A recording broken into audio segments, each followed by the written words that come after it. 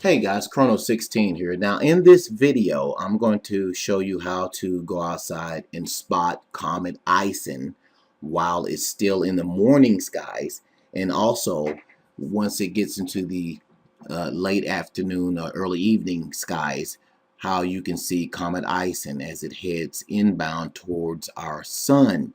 Now, what we have on screen here is, again, the program called Stellarium. There's a link under this video on how to get this program for free. Just simply download it for free. Okay, very simple program to use.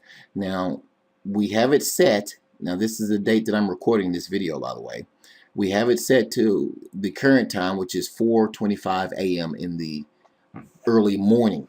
Okay, and I mean, I can go back an hour, but it'll obviously put Ison a little bit lower in the sky. So let's go ahead and go to about 5. Let's go ahead and go to about 5 a.m. And that'll be 6 a.m. Eastern Time, 5 a.m. Central, and 4 a.m. Mountain, and 3 a.m. Pacific Time. And what I have turned on here is I have the constellations and everything turned on. Now, let's say you just downloaded this program and you don't know how to use it. Okay, what you want to do is you want to go over here to the menu area and you want to click on the configuration window. Okay, once you click on the configuration window right here, that little symbol right there, you click on programs. Now, once you first download this, if I'm not mistaken, Ison, I could be mistaken about this, is not programmed into this program. So what you want to do is you want to go over to this little configuration that's lit up there, and usually when you get here it looks like this. Okay, what you want to do is you want to go over and go to plugins and click on Solar System Editor. Okay, just like that, and then you click on configure down here. Once you click on configure, what you want to do, guys, is you want to import some objects. So how do you do that? You go down here and click on import orbital elements in MPC format. You click that, guys. Okay, and it'll take you to this screen right here. Now once you go to this screen, I've already had Ison selected here, but we're going to assume that Ison's not in here. What you normally do is you click in C-2012S1 Ison. It'll find it. Once you find it on the list, you click it right there and highlight it, put the check right there. And what you want to do is you want to add object. Now, if you've already gotten Ison added, this is how you update the information for Ison. You simply click on it again and add object, and it updates it to the most current position that they have on it. Now, everything that they calculate in the skies, guys, always has to be corrected because of human error. So if it updates Ison's position, is only because of human error has been involved, and nothing more. Nothing suspicious or strange about that at all. That happens all the time. Once you do all that, guys, you get out of the screen, and there's your current position of Ison. Now, let's say you're trying to look at Ison with a telescope, and you want to, and you have a handheld computer that's connected to your telescope, which most of them usually come with nowadays. You simply type in the coordinates of Ison, and there are several ways to do this, guys.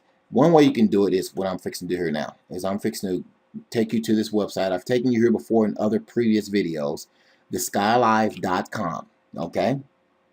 Once you calibrate your telescope, once you calibrate it, guys, you go here. This is the position of Ison.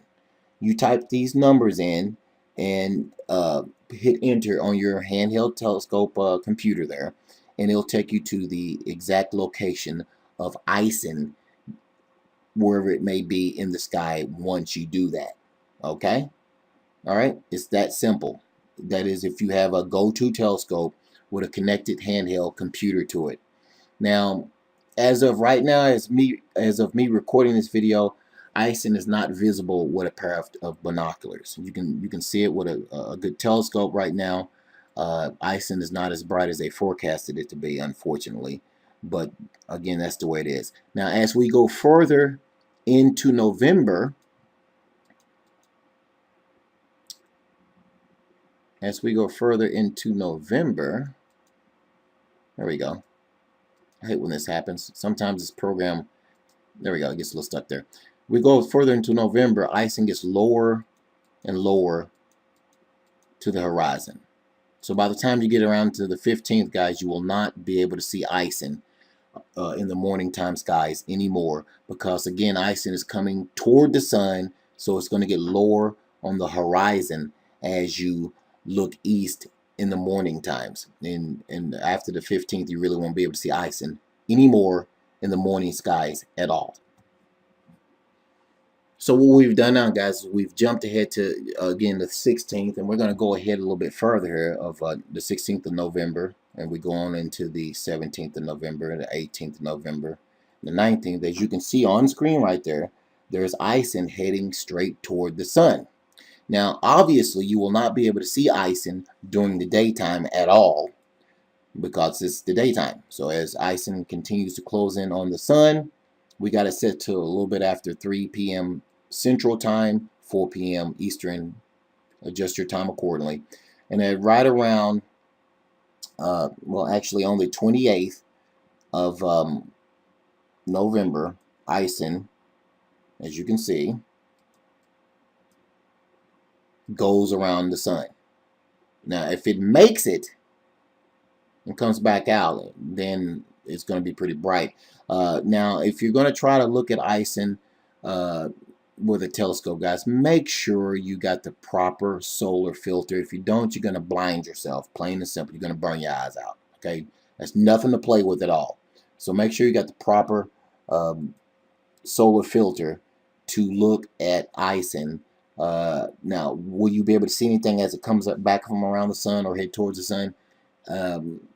It's really not something that you can actually call. There's no telling what you're going to see. So I can't say you're going to see anything, and I really can't say you're not going to see anything, because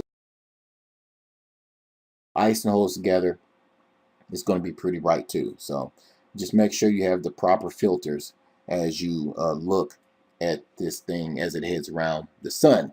Now, as we go on to the 29th in the following days, a little after 5 p.m. Central Time, icing is just hugging the ground there, basically.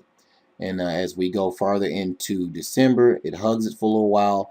And as we get around the 9th, it starts heading out west and toward the northeast there. You can see icing gets a little higher in the sky.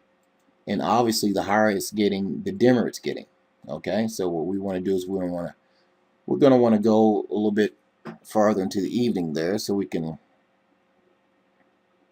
get a better look at icing. So we're going to right around let's say 6 p.m. Central Time there. And as the days go by, as we go up to the 21st and head towards Christmas, icing gets higher on Christmas Eve. It's higher. It's about a magnitude 4. You should definitely easily be able to go outside, guys, and look toward the northwest